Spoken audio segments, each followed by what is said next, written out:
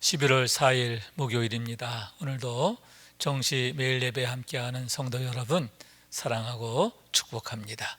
우리 함께 사도신경으로 우리 신앙 고백하면서 오늘의 예배 시작합니다. 전능하사 천지를 만드신 하나님 아버지를 내가 믿사오며 그 외아들 우리 주 예수 그리스도를 믿사오니 이는 성령으로 잉태하사 동정녀 마리아에게 나시고 본디오 빌라도에게 고난을 받으사 십자가에 못 박혀 죽으시고 장사한 지 사흘 만에 죽은 자 가운데서 다시 살아나시며 하늘에 오르사 전능하신 하나님 우편에 앉아 계시다가 저리로서 산자와 죽은 자를 심판하러 오시리라. 성령을 믿사오며 거룩한 공회와 성도가 서로 교통하는 것과 죄를 사하여 주시는 것과 몸이 다시 사는 것과 영원히 사는 것을 믿사옵나이다. 아멘. 함께 찬송하겠습니다. 내 마음이 낙심되며 근심에 눌릴 때 300장 우리 함께 찬송합시다.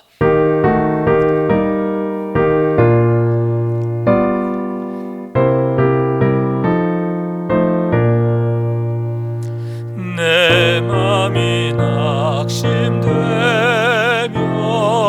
근심에 눌릴 때 주께서 내게 오사 위로해 주시네. 가는 길 깜깜하고 괴로움 많으나 주께서 함께하며 내 짐을 지시네.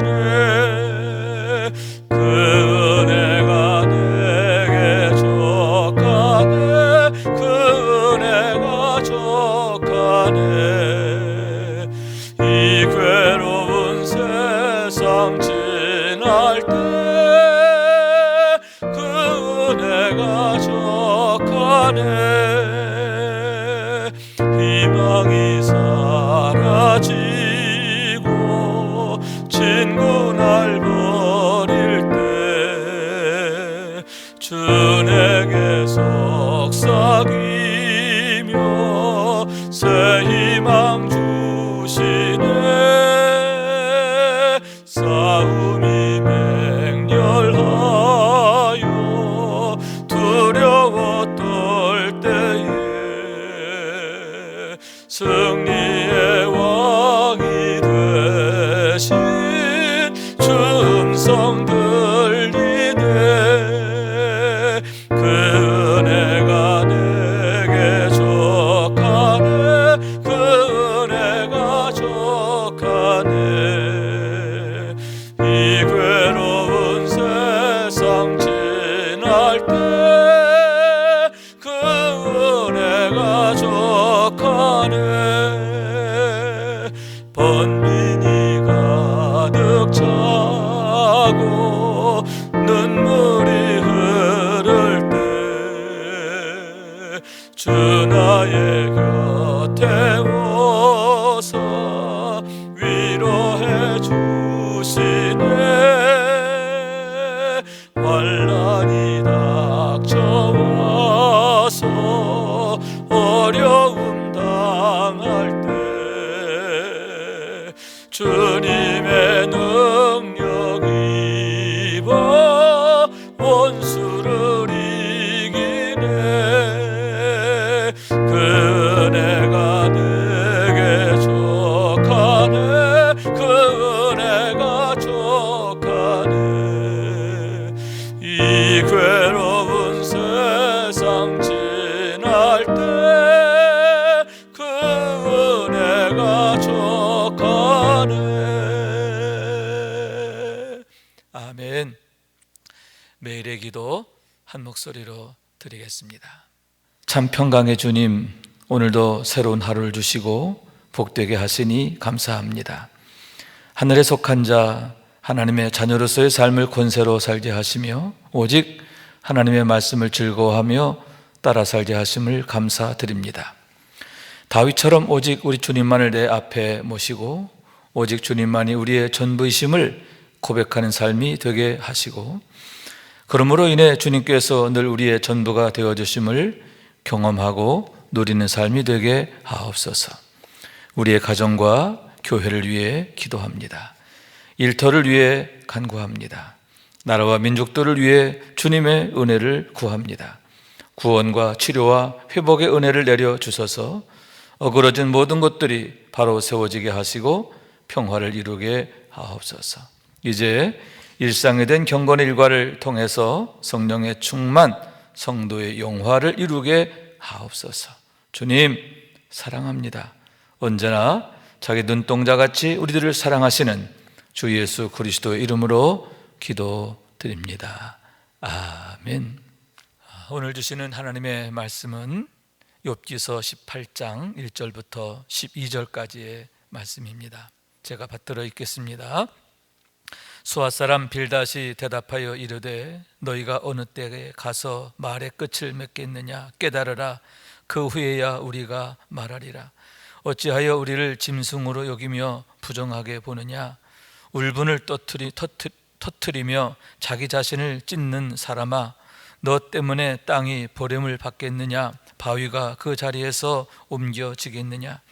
악인의 빛은 꺼지고 그의 불꽃은 빛나지 않을 것이요, 그의 장막 안의 빛은 어두워지고 그 위의 등불은 꺼질 것이요, 그의 활기찬 걸음이 피곤하여지고 그가 마련한 꾀에 스스로 빠질 것이니, 이는 그의 발이 그물에 빠지고 올가미에 걸려들며 그의 발뒤꿈치는 덫에 치이고 그의 몸은 올무에 얽힐 것이며, 그를 잡을 덫이 땅에 숨겨져 있고 그를 빠뜨릴 함정이 길목에 있으며, 무서운 것이 사방에서 그를 놀라게 하고 그 뒤를 쫓아갈 것이며, 그의 힘은 기근으로 말미암아 쇠하고 그 곁에는 재앙이 기다릴 것이며, 질병이 그의 피부를 삼키리니 곧 사망의 장자가 그의 지체를 먹을 것이며, 그가 의지하던 것들이 장막에서 뽑히며 그는 공포의 왕에게로 잡혀가고 그에게 속하지 않은 자가 그의 장막에 거하리니, 유황이 그의 처소에 뿌려질 것이며 밑으로 그의 뿌리가 마르고 위로는 그의 가지가 시들 것이며, 그를 기념함이 땅에서 사라지고 거리에서는 그의 이름이 전해지지 않을 것이며, 그는 광명으로부터 흑암으로 쫓겨 들어가며 세상에서 쫓겨날 것이며, 그는 그의 백성 가운데 후손도 없고 후예도 없을 것이며, 그가 거하는 곳에는 남은 자가 한 사람도 없을 것이다.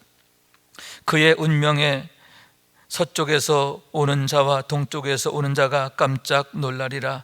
참으로 불의한 자의 집이 이러하고 하나님을 알지 못하는 자의 처소도 이러하니라. 이는 하나님의 말씀입니다. 아멘. 할렐루야. 우리 하나님의 은혜와 사랑과 축복이 오늘도 날마다 기쁨의 예배, 주님과 신나는 동행에 함께하는 성도 여러분 모두에게 가득하시기를 주님의 이름으로 축원합니다. 우리 속담에 때리는 시어머니보다 말리는 시누이가 더 밉다 하는 말이 있습니다. 때리는 시어머니보다 말리는 시누이가 더 밉다 하는 말이죠. 왜냐하면 시누이가 말리는 척하면서 오히려 상황을 더 악화시키는 그런 경우를 보게 되기 때문이죠. 겉으로 볼 때는 며느리를 돕는 것 같아요. 새언니를 돕는 것 같아요. 그러나 실상은 상황을 더 악화시켜서 더 어려워지게 하기 때문이다 라고 하는 얘기입니다. 아마도 욥기서에 딱 어울리는 그러한 속담이 아닐까 생각하는데, 욥의 세 친구 엘리바스와 빌닷과 나아마 등 이 세 사람의 친구들, 그들은 오래전부터 욥과 교제했던 사람들입니다. 그리고 욥이 어려움을 당했을 때 가장 먼저 달려와서 같이 어려움을 나눴던 사람인데, 그들이 정작 욥에게 힘이 되지 못하고 있음을 보게 되는 겁니다. 오히려 욥의 마음을 더욱 어렵게 하고 지치게 하고 또 낙심케 하는 그러한 상황이 되었음을 보게 되는 겁니다. 욥기서는 그 세 친구와 욥의 대화로 계속 이어지고 있는데, 여러분, 그들 세 사람의 문제가 무엇입니까? 우선 자기 생각으로 욥과 욥의 상황을 판단하지요. 자기 생각으로 욥을 판단하고 욥의 상황을 판단하게 되었다라고 하는 겁니다. 그러면서 스스로 하나님처럼 행하고 있음을 보게 되는 겁니다. 그들의 생각은 무엇이냐? 인과응보적 사고지요. 권선징악의 그런 생각입니다. 다시 말해서 외형적으로는 맞는 것 같아요. 그게 세상적인 그런 지식이죠. 그러나 그것이 하나님의 경륜에는 정확하지 않기 때문에, 여러분, 하나님의 경륜은 그렇게 간단치 않기 때문이다 라고 하는 얘기입니다. 예를 들어서 여러분, 욥의 경우도 그렇습니다만 의인이 고난을 당하는 경우도 많이 있습니다. 의인인데 고난을 받는 거예요. 악인만 고난을 받는 게 아닙니다. 의인도 고난을 받아요. 그런데 의인에게 주어주는 고난의 의미가 다른 것을 보게 되는데, 악인에 대한 것은 징계이며 책망이고 그로 인하여 멸망으로 가게 되지만, 의인에게 주어주는 고난들은 그를 연단하고 훈련해서 더욱 위대하게 만드는 하나님의 은혜임을 보게 되기 때문이죠. 그렇기 때문에 경건한 사람이 늘 힘써야 할 게 뭐냐? 판단이 아닌 겁니다. 판단이 아니라 끊임없이 질문하는 거죠. 믿음으로 질문하는 것입니다. 하나님은 선하시고 인자하신데 왜 하나님께서 우리에게 이런 어려움을 만나게 하시는가? 이런 고난을 주시는가? 거기에 담겨져 있는 하나님의 선한 뜻, 그 안에 담겨져 있는 하나님의 마음, 그것을 여쭙는 거죠. 그럴 때 우리는 그 안에 담겨져 있는 하나님의 놀라운 경륜을 발견하게 되는 것이다 라고 하는 거예요. 그렇기 때문에 바람직한 모습은 함께 질문하며 함께 고민하고 그 대답을 찾아가는 것이다 라고 할 수 있는데, 욥의 세 친구들을 보게 되면 그런 모습이 보이지 않았고 그것이 문제가 되었음을 보게 되는 겁니다. 오늘의 말씀도 마찬가지입니다. 수아 사람 빌닷이 두 번째로 욥에게 신란하고 있음을 보게 되는데, 첫 번째 때보다 더 과격하고 더 단호함을 보게 됩니다. 감정이 들어가 있음을 보는데, 왜냐하면 욥이 자기의 말에 고분고분하지 않는단 말이죠. 자기가 그 인과응보적 생각을 가지고 욥을 판단하고 욥에게 훈계를 했는데, 그 훈계를 그대로 받아들이지 않고 자기 얘기를 또 하니까, 자기의 답답한 부분 그걸 얘기를 하니까 자기 말을 듣지 않는다고 생각해서 더 역정을 내며 화를 내며 이렇게 단호하게 판단하고 있음을 보게 되는 겁니다. 그래서 1절에 이렇게 말합니다.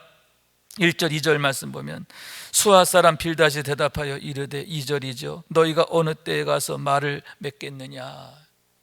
어느 때에서 말을 맺겠느냐 하는 이 말은 뜻이 뭐냐면, 언제나 네가 내 말을 들을래, 그런 뜻이죠. 3절, 어찌하여 우리를 짐승으로 여기며 부정하게 보느냐? 이게 무슨 얘기냐면, 우리의 말을 개 같은 말로 들어? 개가 짖는 것처럼 들어? 이렇게 역정을 내고 있음을 보게 되는 겁니다.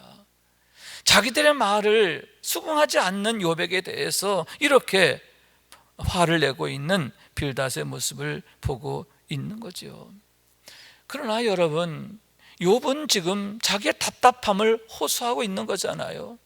그리고 지금 엘리바스나 이 세 명의 친구들이 하는 말이 일면타당한 듯 보이기도 하지만 사실은 옳은 게 아니거든요. 바르지 않거든요. 그렇기 때문에 그 문제점을 이야기하면서 자기의 답답함을 호소하는데, 그러한 호소를 고집을 하고 여기면서, 미련한 고집이라고 여기면서 이렇게 화를 내고 있음을 보게 되는 겁니다. 너무 안타까운 게, 욥의 그 말을 정말 마음으로 들으려고 하는 그런 노력이 보이지 않아요. 욥이 하는 그 말을 정말 귀담아 들으면서 자기의 문제를 돌아보고 자기의 문제를 고치려고 하는 그런 노력이 정작 그들에게는 보여지지 않고 오히려 욥을 힐난하고 있음을 보게 되는 겁니다. 그러면서 4절에 보면 비난하지요. 울분을 터뜨리며 자기 생각을 찢는 사람아. 욥한테 뭐라고 얘기하냐면 울분을 터뜨리며 자기 자신을 찢는다는 거예요. 네 스스로가 너를 망가뜨린다, 그러한 얘기인 거죠. 그러면서 너 때문에 땅이 버림을 받겠느냐, 바위가 그 자리에서 옮겨지겠느냐. 무슨 얘기냐면 네가 그런다고 해서 세상이 꿈쩍이나 할 것 같아, 이렇게 말하고 있는 겁니다. 여기서 우리는 욥과 빌닷의 관점의 차이를 보는데, 욥의 경우는 내가 왜 이런 어려움을 당하게 되는가, 하나님께서 주신 것이다, 이렇게 그는 고백하고 있습니다. 하나님께서 나를 백성의 속담거리가 되게 하셨다, 이렇게 토로하고 있는 거예요. 그런데 빌닷은 뭐라고 말하냐면 내가 내 원망으로 스스로를 망가뜨렸다, 내 자신이 너를 망가뜨리고 있다, 이렇게 책망하고 있음을 보게 되는 겁니다. 그러나 여러분, 우리가 처음부터 내용을 보게 되면 이것이 욥 자신의 문제가 아니었잖아요. 하나님께서 사탄의 그런 그 도전에 대해서 하나님이 용인하셨던 그런 거잖아요. 그렇기 때문에 사실 욥의 시각이 정확한 겁니다. 지금 욥이 당하고 있는 모든 어려움은 하나님의 용인하심 아래에서 되어진 일이기 때문이라고 하는 거죠.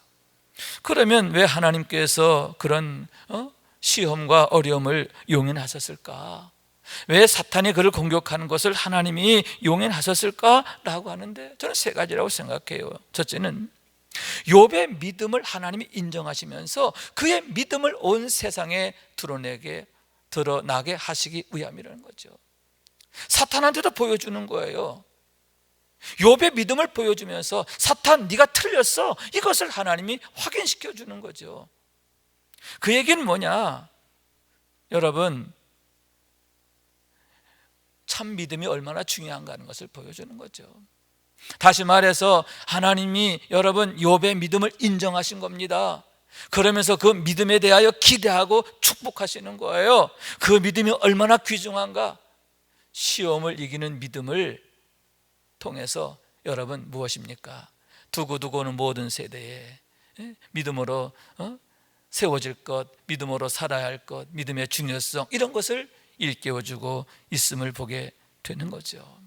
첫째는 욥의 믿음을 드러내게 하시기 위함이고, 두 번째는 믿음이 얼마나 중요한가 하는 것을 일깨워주시기고, 세 번째는 뭐냐? 하나님께서 욥의 믿음을 인정하셨다. 할렐루야. 여러분, 우리가 이런 믿음이 되었으면 얼마나 좋을까요? 하나님께서 믿어주시는 믿음, 하나님이 기대하시는 믿음, 하나님께서 믿고 맡길 수 있는 믿음. 할렐루야. 그래요. 욥 정도는 아마 이 정도 시험, 사탄이 제 아무리 욥을 공격해도 욥은 끝까지 이겨낼 거야. 여러분, 하나님께서 이렇게 욥을 믿었다는 거 아닙니까? 그러니까 용인하신 거예요. 여러분, 우리가 이와 같이 인정받을 수 있는 믿음으로 세워줄 수 있다고 한다면 얼마나 좋을까 하는데, 여러분 이런 믿음으로 승리하게 되시기를 주님의 이름으로 축원합니다. 또한 5절 6절에서 빌닷은 또 이렇게 말합니다. 악인의 빛은 꺼지고 그의 불꽃은 빛나지 아니하리라. 그의 장막 안의 빛들은 이제 어두워지고 그 위에 등불은 꺼질 것이다, 이렇게 말하고 있지요. 5절 6절 말씀입니다. 이건 세상 이치가 그렇다는 거예요. 악인의 빛, 여기서 빛이라고 하는 건 그가 누리는 영화, 또 그가 누리는 화려함, 이런 것들을 말하지요. 그가 누리는 그 세상 즐거움들, 그거 곧 어두워진다는 겁니다. 그 등불은 꺼진다는 거예요. 그런데 여러분, 참 우리가 늘 답답하고 안타깝게 생각하는 게, 세상은 그렇지 않잖아요. 부자와 나사로의 경우를 보더라도 누가 더 오래 사느냐? 부자가 오래 살아요. 어쩌면 부자는 죽을 때까지 배부르게 먹다가 죽었을 거예요. 악한 자가 그렇게 쉽게 망하지 않더라고요. 세상은 지금 빌닷이 말하는 거 그대로 되는 경우도 있지만 그렇지 않은 경우도 많이 있다라고 하는 겁니다. 그렇기 때문에 우리가 바른 시각을 가져야 되는데, 그게 뭐냐 하면은 우리가 육신적인 것, 이 세상적인 것으로 판단해서는 안 된다라고 하는 얘기인 겁니다.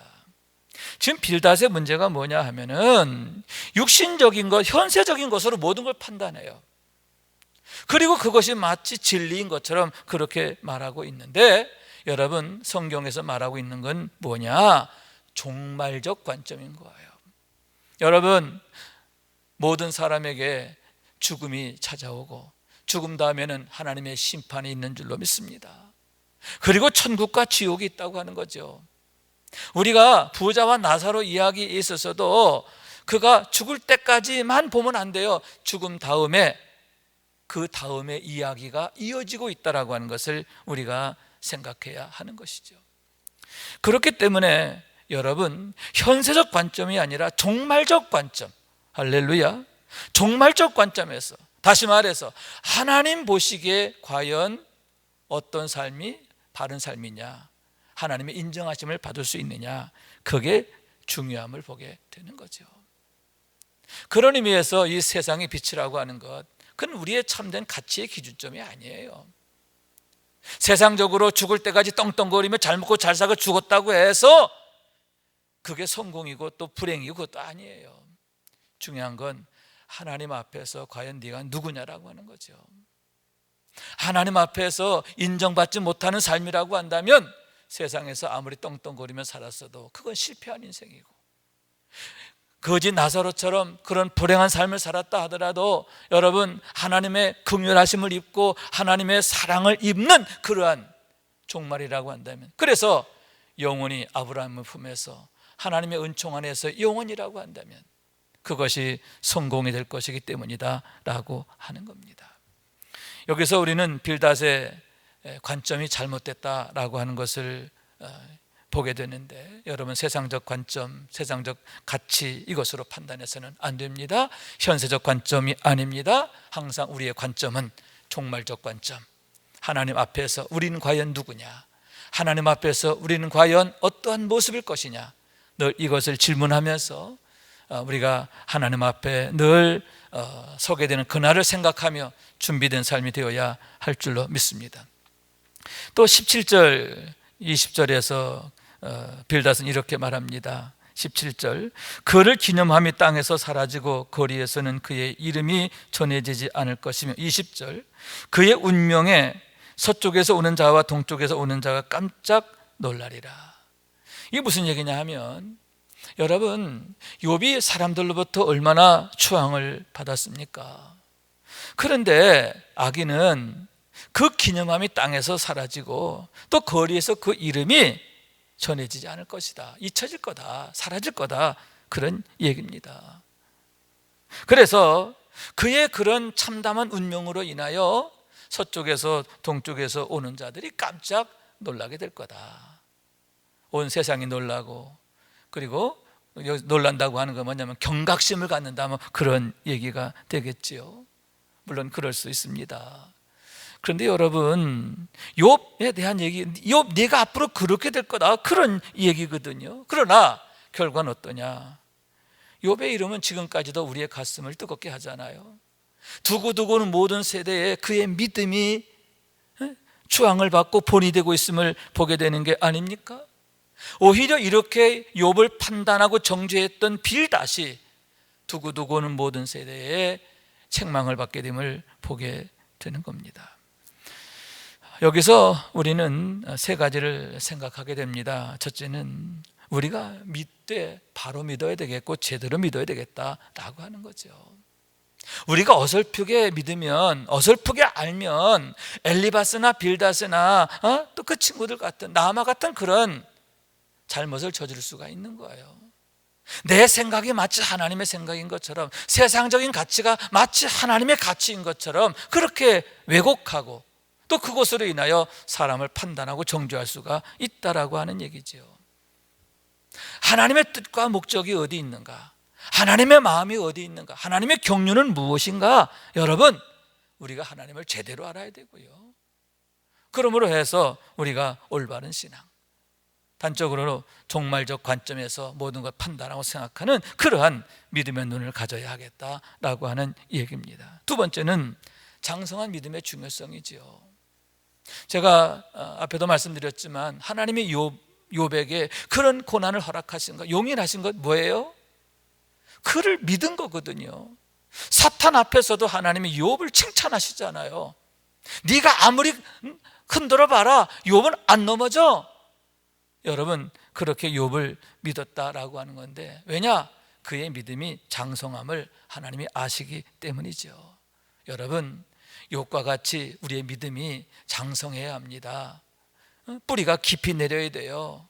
그리고 그 뿌리를 연한 땅에 내리는 게 아니라 어쩌면 바위 틈에 내리는 그 천년송과 같이 그렇게 뿌리를 내리게 돼야 돼요. 여러분, 신앙생활하면서 편하게 하려고 하지 마세요. 제대로 하려고 하세요.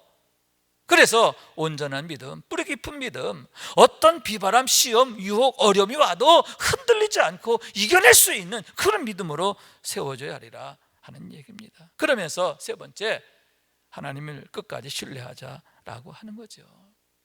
고린도전서 10장 13절에 이런 말씀이 있습니다. 사람이 감당할 시험 밖에는 너희가 당한 것이 없나니 오직 하나님은 미쁘사 너희가 감당하지 못할 시험 당함을 허락하지 아니하시고 시험 당할 즈음에 또한 피할 길을 내사 너희로 능히 감당하게 하시느니라. 아멘. 사도 바울께서 고린도 교회에 주신 말씀이에요. 하나님은 우리가 감당치 못할 시험 주시지 않는단 말이에요. 그리고 우리에게 시험을 주실 때는 피할 길도 주신다는 거예요. 이미 피할 길을 내사 감당하게 하시느니라. 할렐루야. 하나님의 선하심을 믿으시기 바랍니다. 하나님의 사랑을 믿으시기 바랍니다. 어떤 상황 속에서도 하나님의 선하심과 나를 향한 인자하심, 독생자를 주시기까지 나를 사랑하시는 하나님이시라고 하는 것, 항상 그것을 기억하면서 하나님을 신뢰하고 믿음으로 살아야 되겠다 하는 얘기입니다.